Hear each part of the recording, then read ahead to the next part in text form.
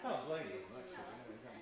But the office for the visa stuff, she has to give me a mob and now is a power of attorney signed by the abbot, me and 2 witnesses, and a letter guaranteeing where I live, and the signed copy of the land deed, and the signed copy of the Bratchon.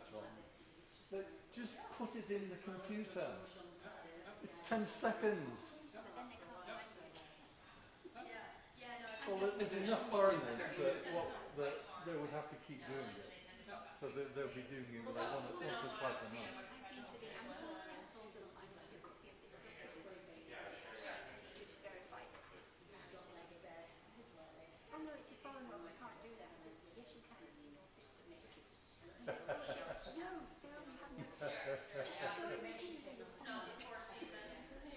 And they did it in the end. Okay. If you haven't done it before, you don't want to, you just have, someone would call it the full valve.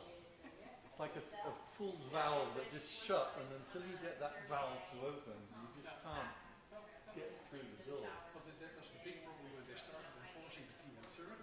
Overall, everywhere, landlord said, we don't know how to do that. But now, a friend of mine is living in the big building, and there's somebody in the office doing it all the time. Yeah, once it's done, they know how to do it. And then I've seen the. But my strategy was, I did it in the immigration myself without the landing and everything, because it was new and they were letting people off with it. And I thought, we've got so many foreigners that if I just leave it for 5 years and I don't go anywhere, somebody else will have sorted it out. And then I came and got nobbled, and the group before me was 4 Vietnamese and 2 Lao. And they had to go back like 5 or 6 times with the wrong documents. And eventually the immigration said, we just, and let them through. But then I went a week later and they said, no. That's enough. So I got... In the end, you got it. Yeah, but I still have to convince them to put it into the computer. I mean, it's ridiculous to not do it. Anyway, but I was in such a panic because I'm down to the last 3 days that I now have to go to Germany. I've committed to go to Germany. It's between Frankfurt and Cologne, in a little town somewhere. It looks very pretty. I don't know. Well,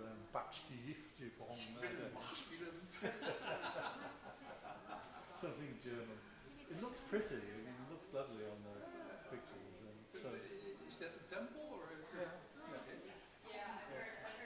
And if it works out, I mean, stay. If I can. I'm trying to work out now the visas for going there. I have to get my passport in.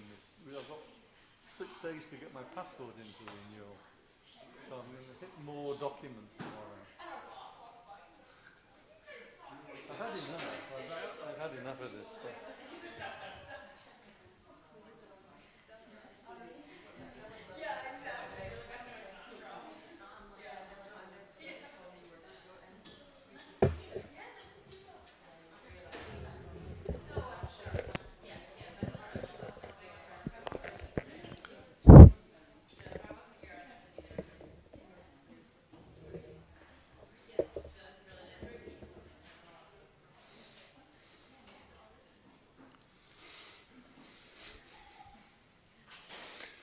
Okay.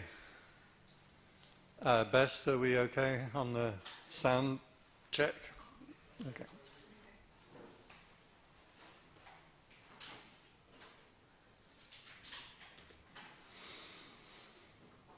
Anyone here for the first time this week? There's a few people I've never seen you before, right? Okay. All our regular people have not come, and then...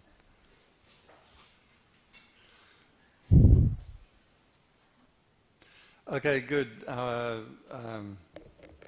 strategy on Monday evenings, we sit and we meditate together for about 30 minutes, and then we do some Dharma reflection, a little short time for questions and answers or discussion, and then we will be finished before 8 o'clock. Yeah, especially this week. I'm a bit tired out this week from doing visas. Finally got it today. I had to request the office in my temple to write a letter to the head monk of another temple to ask him to sign a form that asks the Department of Buddhism to write a letter to immigration. And they still said no. TM30, you know, some of you know this thing, right? Yeah, my temple still won't sign up for it, so you are my therapies. My therapists this week have a good complaint and whinge about my visa process. Has anyone not done meditation before? You all have some experience, okay? Good. Okay, settle yourself into your favored meditation posture.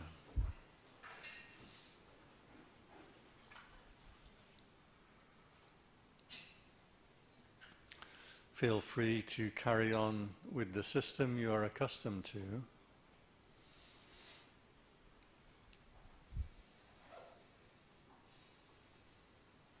For those who might value a few suggestions for how to meditate, I would recommend that you bring attention to the breath as it runs through the center of the body. All good meditation needs to be body-based, grounded in the body. You can feel the breath. Follow the physical feeling of it down.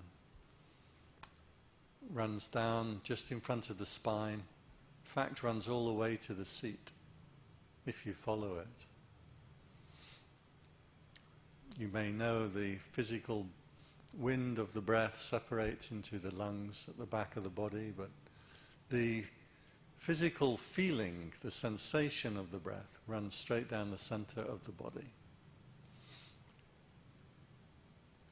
Be willing to train yourself to be happy, to be content with just this feeling. The mind will rage and fight and struggle. It wants things to think about, dream about. It has desires and fears and motivations and hopes, and it's very easily distracted.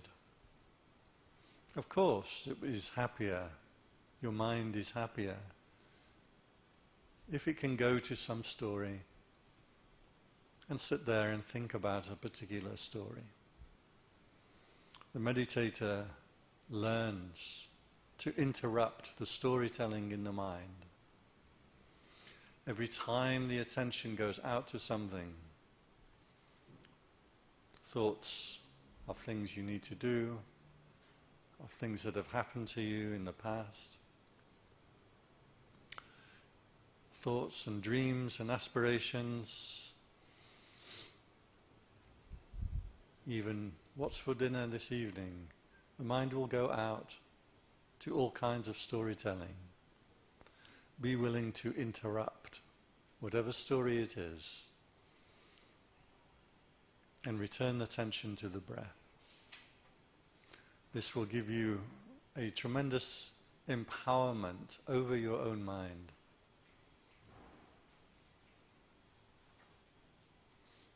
Much of our suffering comes from the mind compelling us, obsessive thoughts, being drawn in to unwholesome or destructive thinking. So the power to be able to interrupt the stories, to stop them, catch them, know them as they arise, and don't follow after it, and bring your attention back to the breath, is giving yourself power over your own mind, over your own thoughts. So we train ourselves for this particular period of time that we meditate. All the stories, even the important ones, we can interrupt and drop them and become content with the neutral feeling of the breath.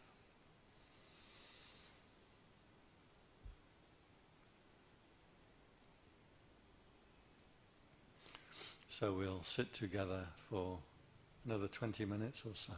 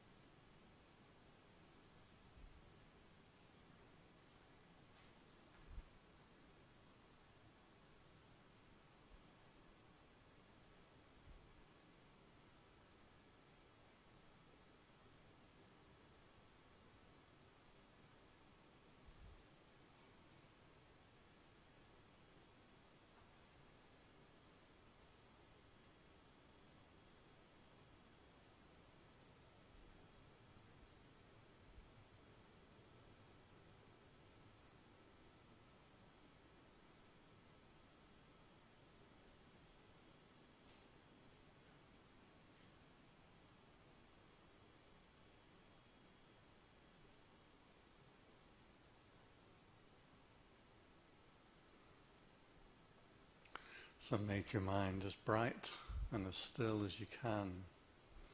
Bring the attention inside the body from the level of the eyes, raising the head and the eyes upward slightly, bringing attention in, allowing the body and the mind to become luminous so far as you can.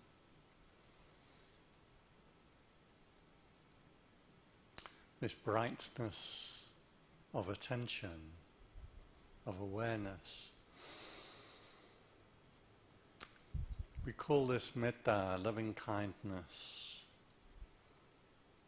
a bright stillness that's warm and well-wishing for all world beings. So we share this fruit of meditation to whatever degree we can develop it. We share with all world beings, making the sincere thought, wish and perception of radiating this luminous, bright awareness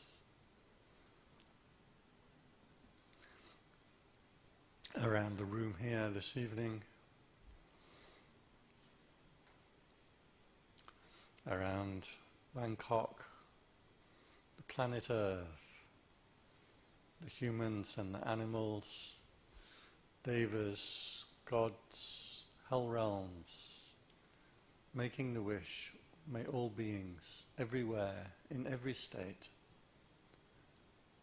be happy, be peaceful, be free from suffering.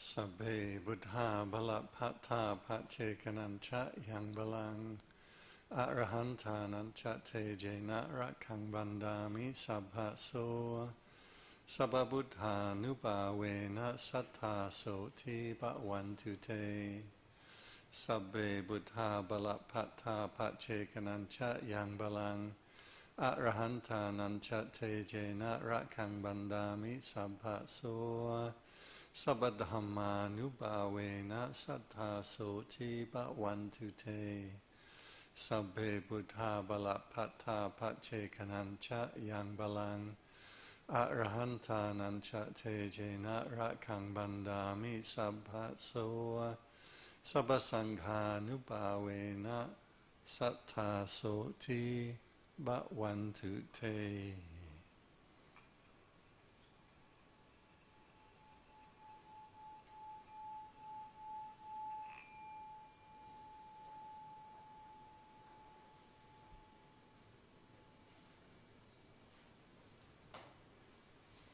A new bell.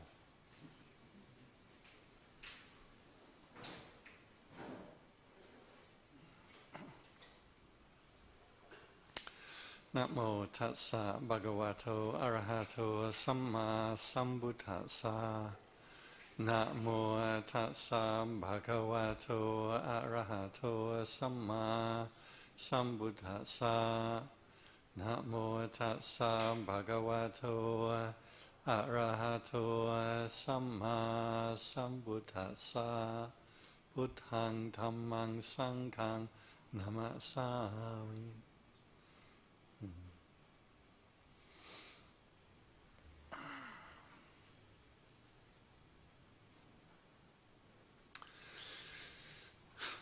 Okay.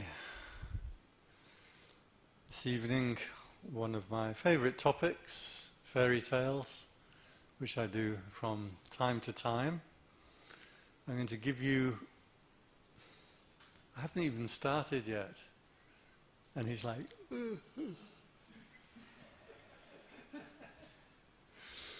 It's one of my favourite topics, and the information that I will give you on this topic, probably you will not be able to find anywhere else. The fairy tales are very much misunderstood, and there was, I'm sure you know Madonna, she was looking at some fairy tales. She had these children, I think she's adopted from somewhere, and she was reading them fairy tales, and she decided, this is no good, we're teaching children these horrible stories. And so she wrote her own stories. And it was truly awful. The fairy tales, they seem unpleasant on the surface, but everything in the stories has a very precise and particular meaning. There are different traditions of storytelling, and they work in slightly different ways. The Buddha used storytelling a lot, but he always explained what he meant by the, we call motifs, or the elements of the story. For example, he said, imagine a village, and the 6 robbers going to come and raid the village.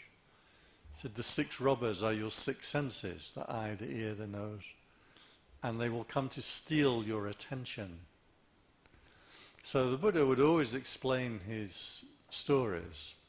The reason for stories, so this evening is a Grimm's fairy tale from Northern Europe. The Aryan system of storytelling was also very precise and had a mechanism that once you know the mechanism, the stories come to life. The Old Testament had another way of telling stories.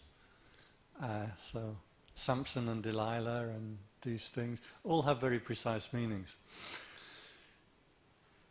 The fairy tales then are supposed to be something that you can internalize. They give motifs and emblems or symbols which are easy to internalize and hold with you as like a principle. It's much easier to keep a character and a person doing something in the mind than it is to give like a technical teaching. So we could give a teaching like, you should be patient and not worry about your brothers and sisters. And you're like, yeah, well, maybe I should. Or you can say, Cinderella's sisters went to the ball and she was left at home, and her evil stepmother threw a bag of lentils on the floor and said, you have to sort through every lentil for the good ones and the bad ones.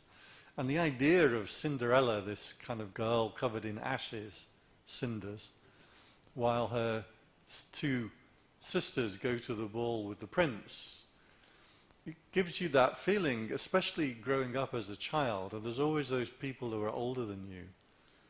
And they always seem to be doing things that you want to do. They're dressing up in the way you want to dress up. They're going to do things that you want to do, but you're told, no, you're too young, stay at home. So that motif, that symbol, that story, is something that a child can internalize. And they should know, if they've known fairy tales, that while Cinderella is there picking the lentils off the floor, by the way, the good and the bad lentils means your thoughts. Right? Your thoughts are not this world that you carry around with you. They are one thought at a time. And the good thoughts you should follow, the bad thoughts you should reject. Mindfulness as a gatekeeper. This is exactly how the Buddha taught mindfulness. he said it's a gatekeeper on the city, and the gatekeeper on the city will let the good guys in and keep the bad guys out.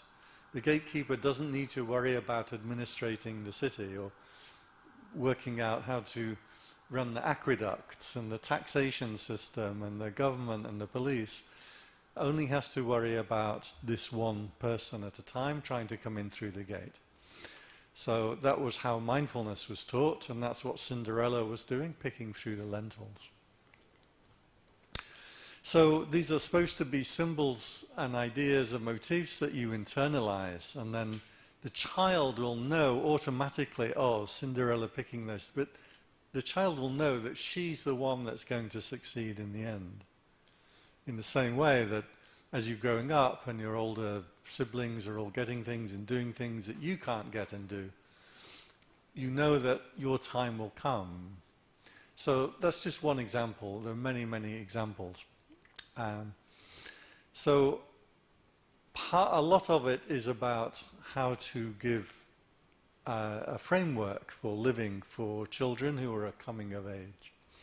But the Aryan people also carried with them an idea of enlightenment that they called amata. And that by arranging the faculties of the mind and paying attention to things in the right way would enable you to reach this enlightenment. It's quite an important concept. This is not a story about God or how the world began or what will happen to you when you die. This is a certain teaching that says there is something that you don't know yet. It can't be told to you. You have to do a practice in order to discover it internally for yourself. So these are practices. Paying attention to the right things in the right way, changing our behavior in the right way. These practices then lead us to the new understanding. Otherwise, it could just be told to you, right? So that's how the stories were supposed to work. And Einstein said, if you want your child to grow up smart, you should read them fairy tales. Yeah, we don't normally go to Einstein for child rearing advice, but so who read the story before they came here, apart from Matthew? Anyone else? Nobody did the homework. Not even a little bit.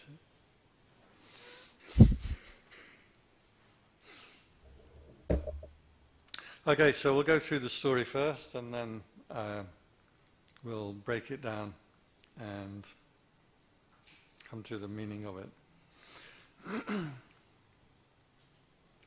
Once upon a time there lived an old count. Count is like a lord. He had one son who was stupid and could learn nothing. One day his father said, "Listen, son, I can get nothing into your head, however hard I have tried. You have to go somewhere. I'm going to put you in the care of a famous teacher, and we'll see what he can do with you." So the young man was sent to a strange town and remained a whole year with this teacher. At the end of this time, he returned home, and his father asked, "Now, son, what have you learned?" "Father, I have learned what the dogs are saying when they bark." "Lord, have mercy on us," cried the father. "Is that all you have learned? I'll send you to another teacher in another place." So the young man was sent to another place, and he stayed there a year with this new teacher. And when he came back again, his father said, "My son, what have you learned?" He said, "Father, I have learned what the birds are saying." The father fell into a rage and said, "Oh, you stupid son, you spent all this precious time and learned nothing. Aren't you ashamed to appear in front of me? I'm going to send you to one more teacher, but if you learn nothing this time, I will no longer be your father." So the son went for a whole year with a third teacher, and when he came home, his father said, "Son, what have you learned?" He answered, "Father, I have learned what the frogs are saying when they croak." So the son is cast out. The father fell into a terrible anger. He sprang up and said, "This man is no longer my son. I drive him forth, and I command you to take him out into the forest and kill him." It's probably the bit Madonna objected to, isn't it? They took him into the forest, but when they should have killed him, they took pity on him and they let him go. And they cut the eyes and the tongue out of a deer so that they may carry to the old man as a token. So the youth now is wandering out in the world. And after a while he came to a fortress. And in the fortress he begged for a night's lodging. "Yes," said the lord of the castle, "if you want to sleep here, you can, but you must sleep down in the old tower. But I warn you, it's not easy, for it's full of wild dogs which bark and howl without stopping. And at certain hours, a man has to be given to them, a sacrifice, to whom at once they devour." The whole district was in sorrow and dismay because of them. Nobody could do anything to stop this. The young man, however, was without fear. He said, "Just let me go down to the barking dogs and give me something I can throw them. They will do nothing to harm me." So they gave him a little food for the animals and they let him down into the tower. And when he went inside, the dogs did not bark at him, but they wagged their tails friendly around him. They ate the food that he gave them, but didn't hurt even a single hair on his head. The next morning, to the astonishment of everyone, he came out again safe and unharmed. And he said to the lord of the castle, "The dogs have revealed to me in their own language why they dwell there and bring evil on the land. They are bewitched, and they are obliged to watch over a great treasure which is below in the tower. No rest for them until this treasure is taken away. I have likewise learned from talking with them how this is to be done." So they all rejoiced, and the lord of the castle said he would adopt the young boy as his son if he accomplished this task successfully. So he went down again, and he knew what he had to do, and he did it thoroughly, and he brought out a chest full of gold. From that moment, the howling of the dogs was heard no more. They disappeared, and the country was free from trouble. After some time, he took it into his head that he would travel to Rome, and on his way he passed by a marsh. And in the marsh were a number of frogs sitting croaking. He listened to them, and when he became aware of what they were saying, he grew very thoughtful and sad. At last he arrived in Rome, where the Pope had just died. There was a great difficulty as to whom should be appointed as the successor. At last they agreed the person who should be chosen as Pope would be distinguished by some divine and miraculous token. Just as that was decided on, the young count, I guess he was made a count, right, entered the church, and suddenly 2 snow-white doves flew onto his shoulders and remained sitting there. All the bishops recognized therein the token from above, and they asked him on the spot if he would be Pope. He wasn't sure, he didn't know if he was worthy, but the doves counseled him to do it because he knows the language of the birds, right? So, at last he said yes. He was anointed and consecrated and was thus fulfilled from what he had heard the frogs say on the way. which had so affected him. So what the frogs had told him that made him thoughtful and sad was, one day you will become Pope. After that, he had to sing a mass, but he didn't know any words of it. But the two doves sat continually on his shoulders and whispered it all in his ear. So, should be clear enough?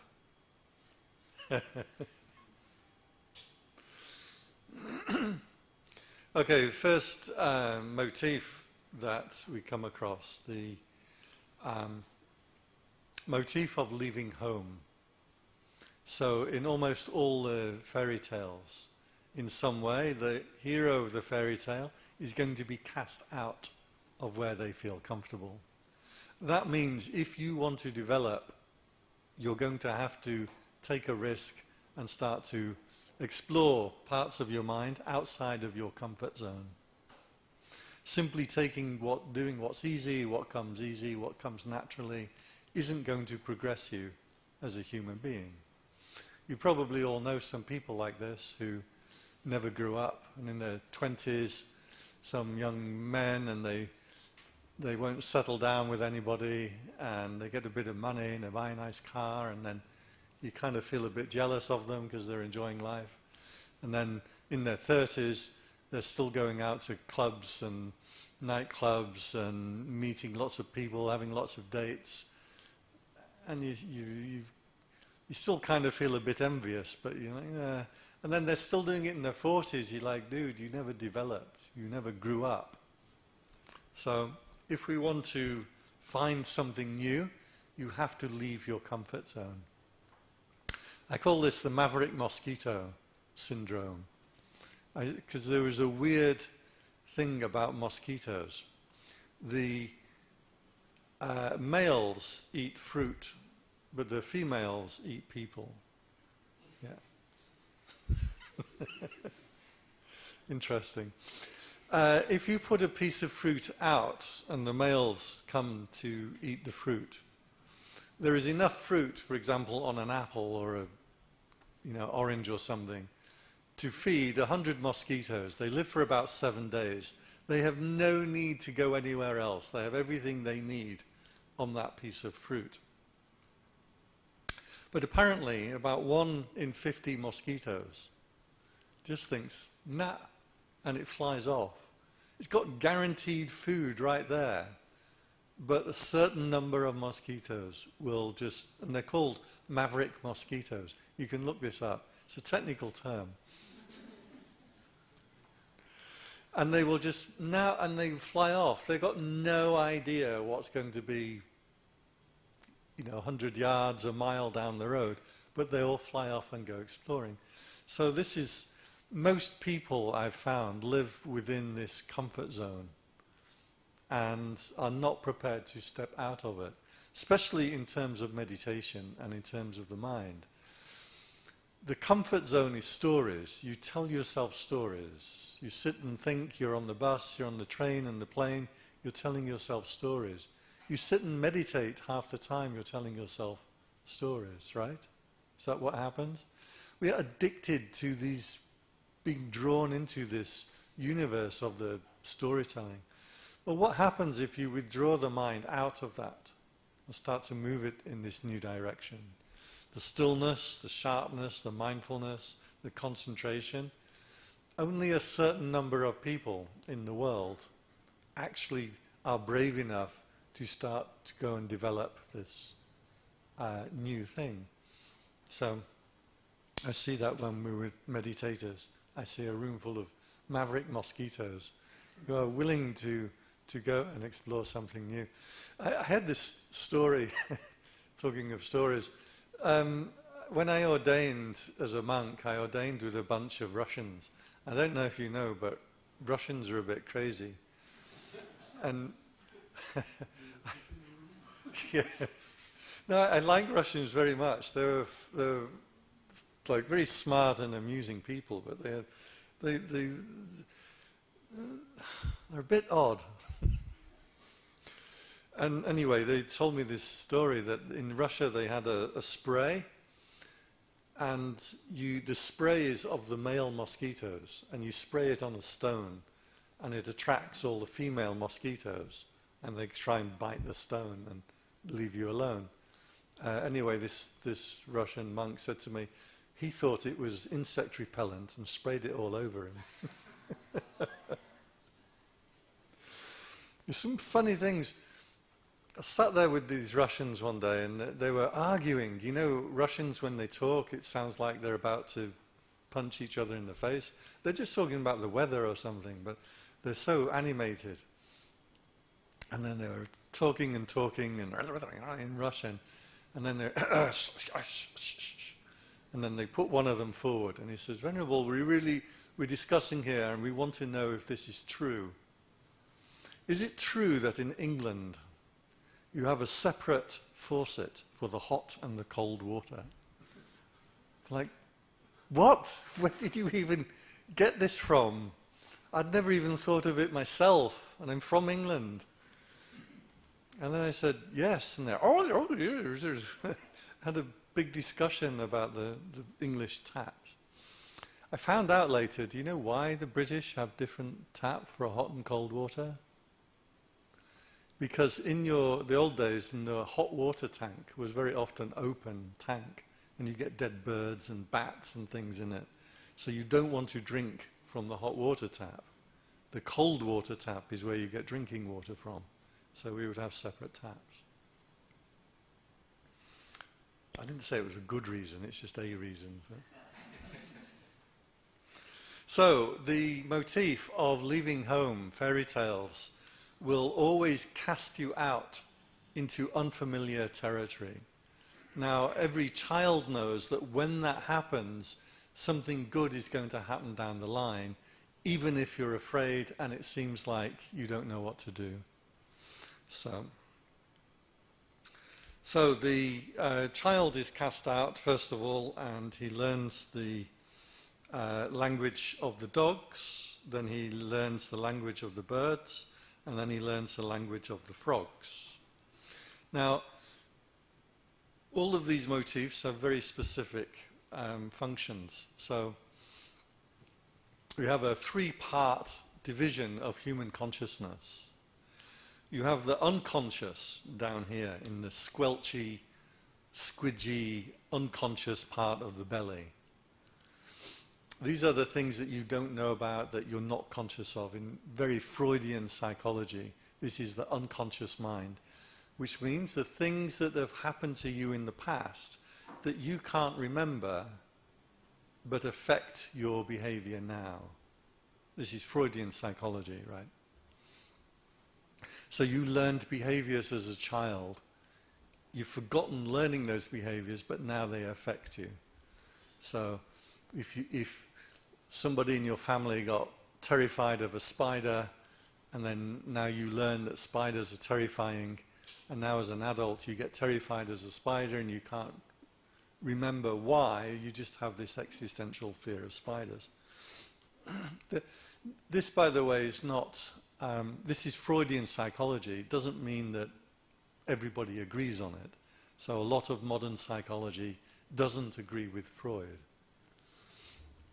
In particular, spiders are actually more scary than other things. You notice this? I've never been scared by a jingjok, but I've been terrified by a spider. What's the difference? Well, difference, a jingjok has a head and eyes, and it looks kind of vaguely animal-like. So, three-part division of consciousness. You're unconscious down here. Then the conscious plane, where you make your activities, is the earthly realm. So if you're looking on a planet, it would be under the ground, or especially in the water, or down in swamps and wells and things like that. Then there's the earthly realm, and then there's the spiritual realm that comes from above. We always have God as being above, right? So, with these three realms of the world, the swamp, the world, and the spiritual realm, in the human being represents your unconscious, down in the belly, your mind, your thoughts, your ideas, your actions, and then your spiritual aspirations as a person. So with this division of consciousness then, what animals belong in which area? So you always want to look at, when there are animals in a story, where do the animals live? So going by this division, the frogs, where do they live? They live down in the swamp, under the water, in the squelchy stuff. So, but frogs have the ability to come up onto the surface. So this represents drawing out of your unconscious memory and bringing into the conscious mind. In Freudian psychology, if you can remember the past traumas in your unconscious and make them conscious, you will have what he called catharsis, which means you will no longer be controlled, your behavior will no longer be governed by this thing in your past. Again, most of modern psychology doesn't agree with this, so don't take it to be gospel. But fairy tales were based around Freudian psychology, or rather, Freud based his psychology around the fairy tales. So frogs will draw that thing up from the unconscious and make it conscious. So they're kind of good, frogs. Dogs, what do dogs represent? Well, they live on the planet's surface, right, with us. But what do they represent? Nobody? A wolf represents greed, because it gets what it wants and it will kill to get what it wants. So wolves always represent your greed and your desires. Now the dog's yapping represents the thoughts of desires, the yapping in your mind, that I want this and I don't want that and I want to get this and I don't like that thing and this person annoys me and this person something else and this movie was good and that book was terrible and Donald Trump and whatever it is, these are the yapping, this is the yapping thoughts in your mind. So the dogs, remember, are down in the cellar at this point. So they're coming from the unconscious, but they're yapping, yapping, yapping at your mind. So this is the language of desire that he's learning. Knowing what the dogs are saying means you have understood your own desires. Most specifically, you have understood or you have heard the sound of desire in your own mind. Because desires will delude you, will drive you into getting what you want to get. My favorite example, I have desires. Some people think monks are not allowed desires, but we're probably not allowed desires, but we have them anyway. I have desires. One of my chief and biggest desires is for power tools.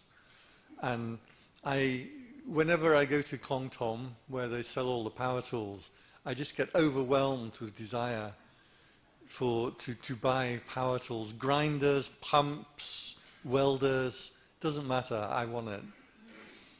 And I saw this thing, it was a Makita, a 14-volt twin battery Makita cordless power drill with hammer action.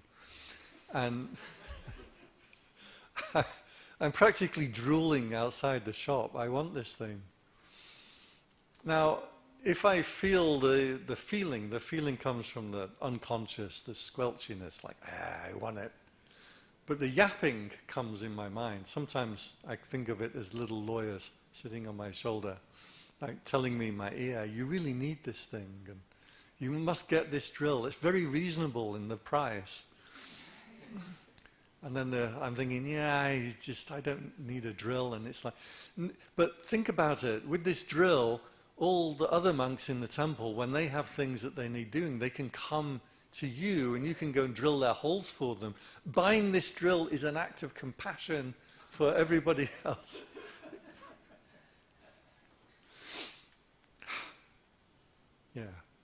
Yeah, that's the yapping in the mind. By the way, I did mention this years ago in Faerie actually, and I talked about the lawyer on the shoulder, and then somebody came up to me afterwards and said she's the editor-in-chief of Law magazine in Thailand.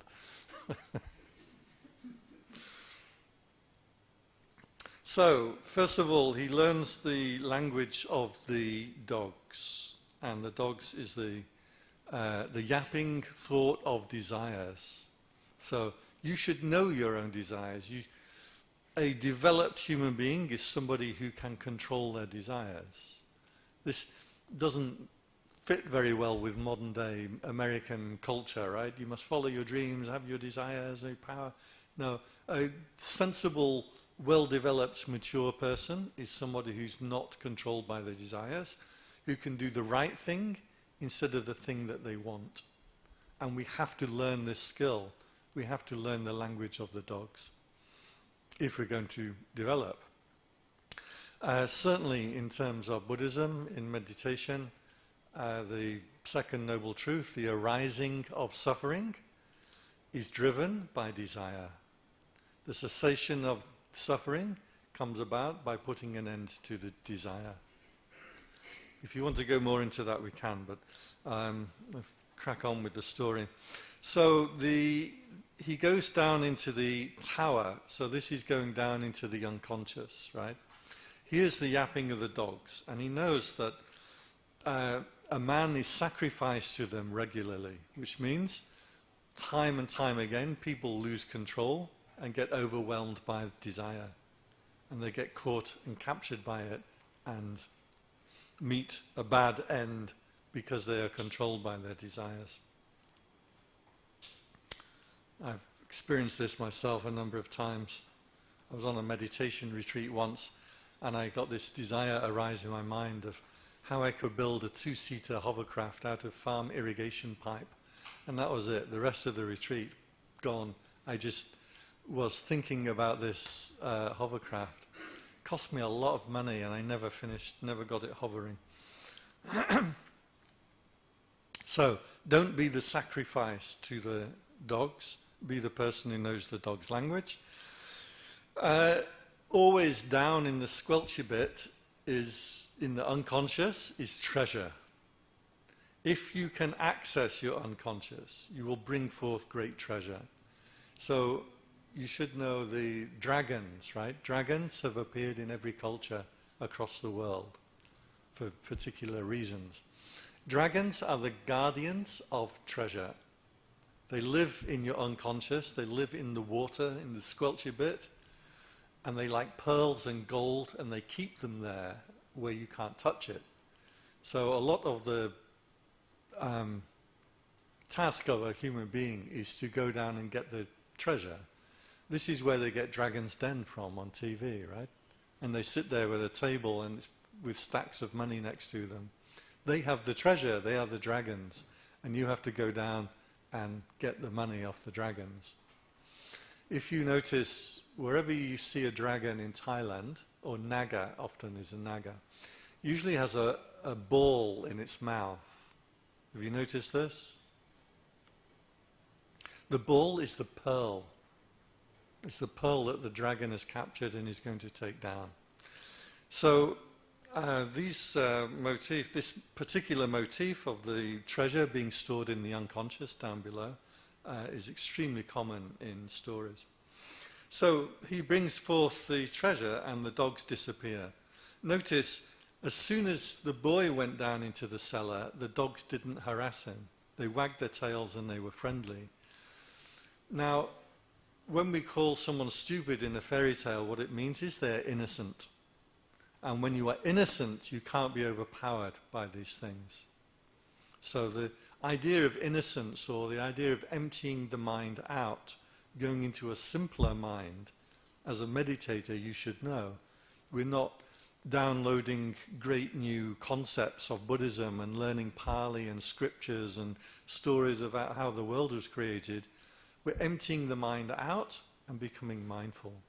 Just simple, clear, mindful presence. That's the becoming stupid in terms of the world. This actually happened with my family. my mother said something about what's Buddhism about, and I said, well, everywhere you go, you just eat different foods and see different things, and you see different styles of architecture.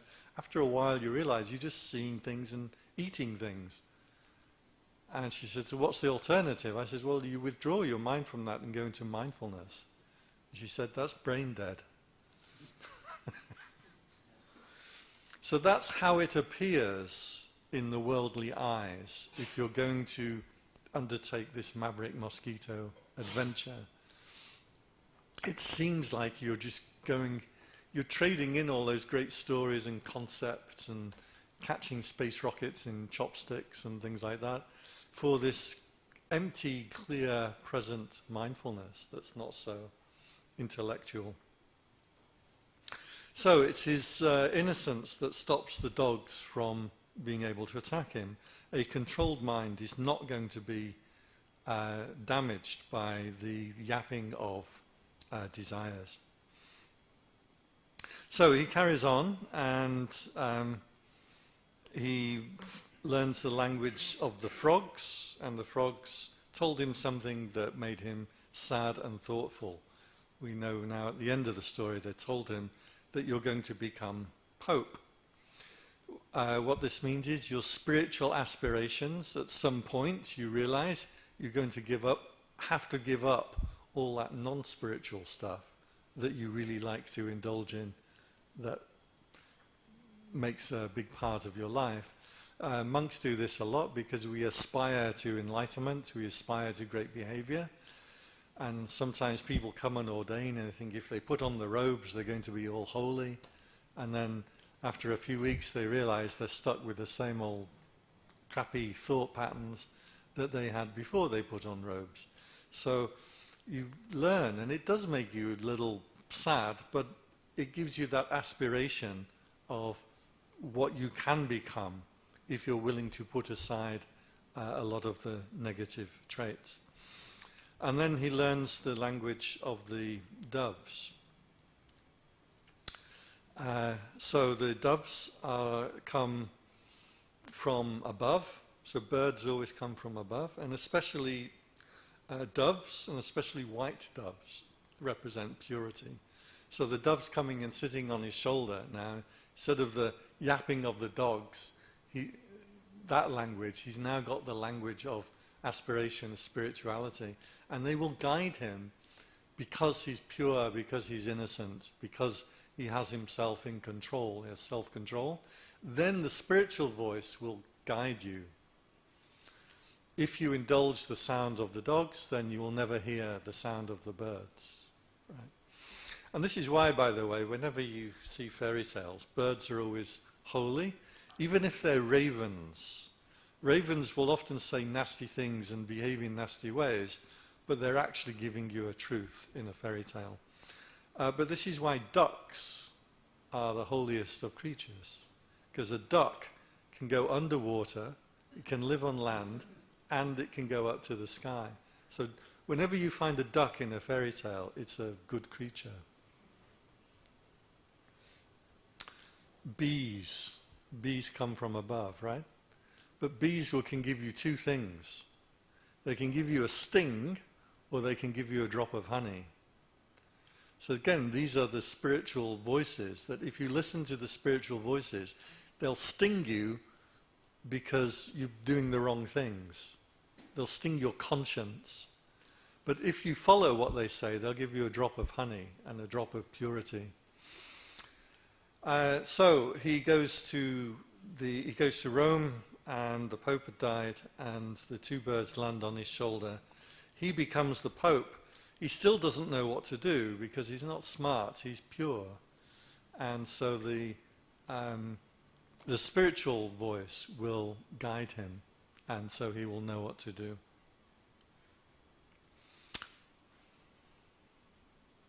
Clear enough? Did I make a good case for fairy tales? Shall we send this to Madonna, I think? Okay, there's lots of things that I touched on but didn't go into. Does anyone have any questions or anything jumps out at them? Or Anything kind of catch your attention particularly and make you feel something? You're supposed to listen on a feel at the back there. You're supposed to absorb the fairy tale on a feeling level, not an intellectual level. So you might question, should the story be explained? And at the back over there, he put his hand up.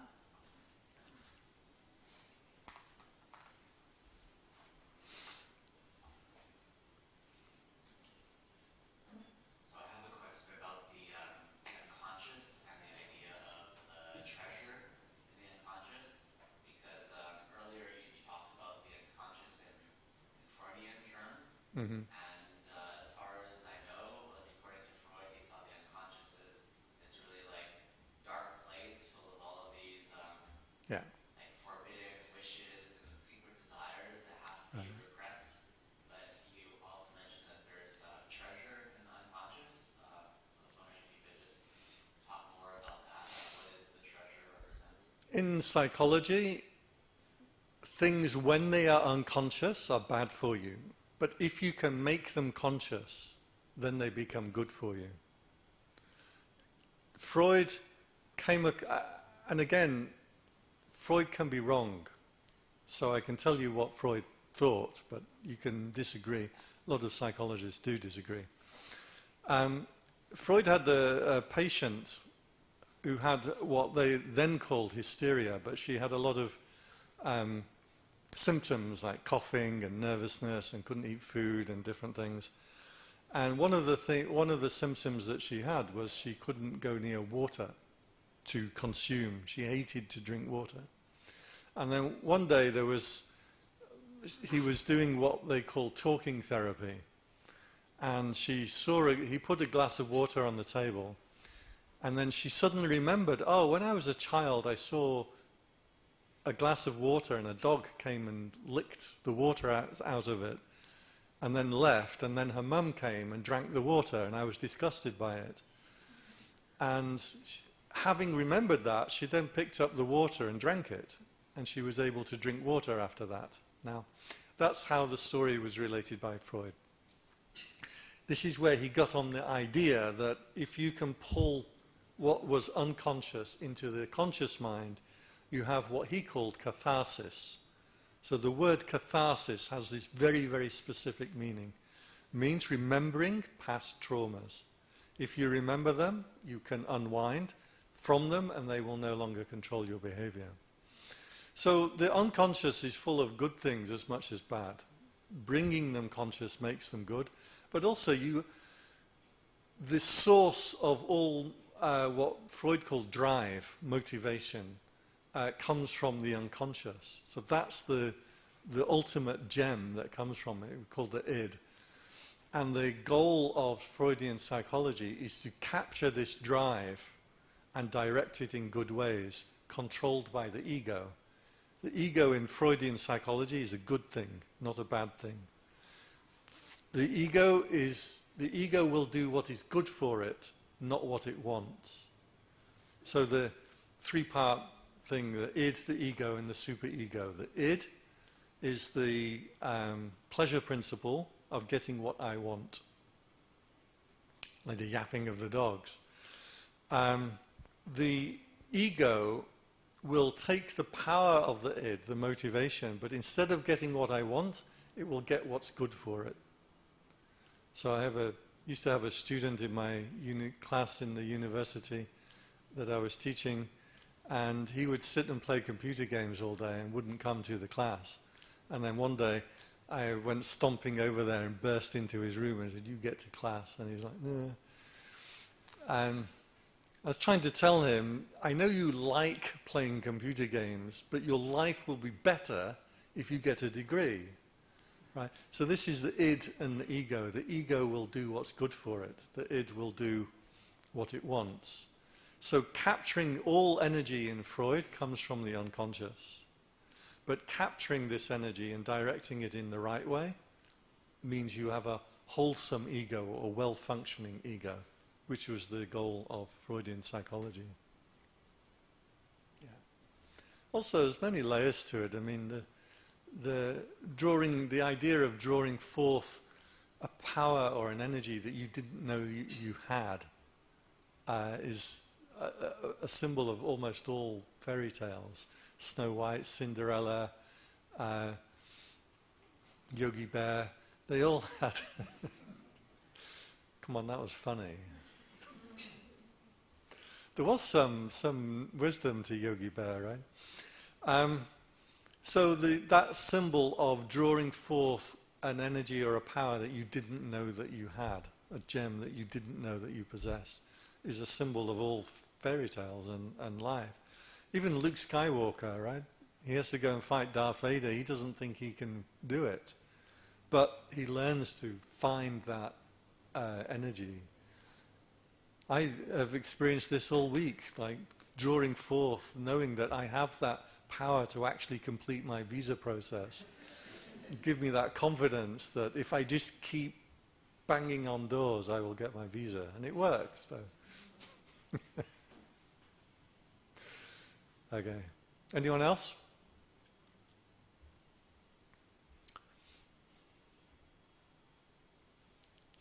Any part of the story jump out at you that made you feel something?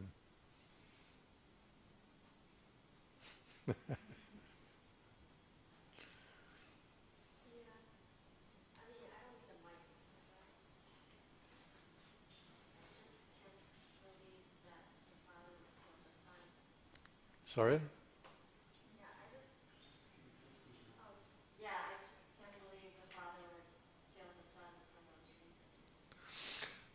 Right. Why would the father send the son out to be killed? That's why Madonna doesn't like fairy tales and why people didn't understand. But it is that, certainly to a child, it is the idea of that feeling that you get when you are cast out and you don't know which way to go. When your parents punish you for something, you feel like your whole world has ended almost. One of the common motifs in this is being turned to stone. Because a child, when they come up to extreme fear, what does it feel like? It's, you can't think, you can't move, you can't breathe, you don't know which way to go. That existential feel, you literally are being turned to stone. So they're being cast out by the father. The child will recognize that feeling immediately and will be able to relate to it. And then get the confidence that when that feeling arises, if I just keep doing the right thing, I'm going to succeed in the end. Yeah. So it's supposed to give you confidence. It's supposed to give a child confidence with that feeling. It also does with our meditation and the spiritual development, because you have to go into that uncomfortable zone. You have to be willing to step out of normal life of getting what you want and setting up your house and your girlfriend and your car and your Tesla and all the other things, that you're going to have to leave that comfort zone if you want to find something new. So every spiritual tradition has this. Jesus went out into the desert for 40 days and there was tempted by the devil. The Buddha left his home and his family and his palace for 6 years and undertook harsh spiritual practices.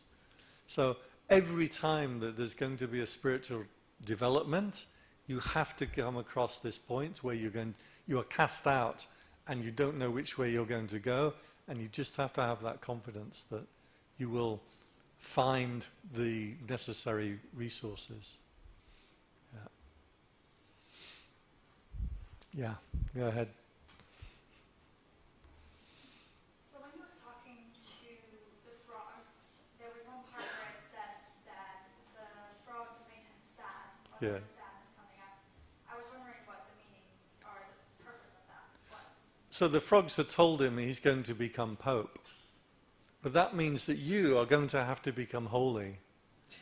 You're going to have to give up all of that unholy part of yourself, a whole big part of your identity, in order to take on this great responsibility of the thing that you will grow into. So again, you look at it two levels, one as a child and one as a spiritual practitioner. As a child, I clearly remember I used to walk past what I called big school to go to little school.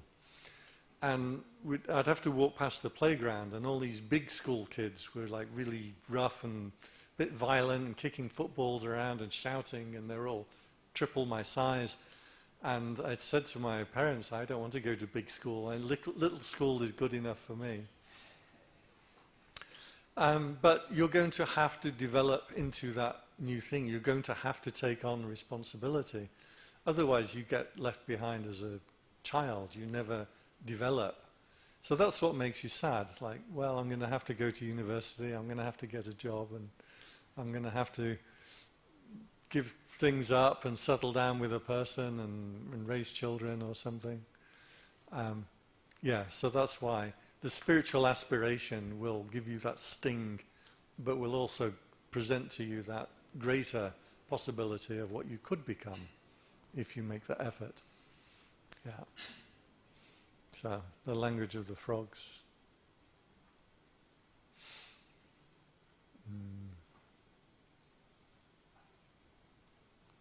Anyone else? Is that it? Are we good for the day? You can also give a little feedback, like if it makes sense, because sometimes to me these things are like perfectly obvious, but that's because I study it and live with it and breathe it and write books and things about it. Well, I was going to write books about it. I think if I didn't write the book during COVID, I'm probably never going to write it. Yeah. Serious question this time. One thing you said stood out to me, which was that story or anecdote about, a guy in his 20s, 30s, and 40s. Like, if he were still partying in his 40s, then come on, like, what are you doing? Right. Question about, like, how do you know that this guy should grow up and actually settle down and have a family? Like, how would he know that having a family is what he truly wants versus he actually is just happy partying, or maybe it's doing something else? It's almost like, in our society there are people who follow a certain path. The majority follow a certain path of, I'm going to have a job, find someone, raise a family. How do you know that that's the right path for you? That's what you want versus you're just following what the majority do?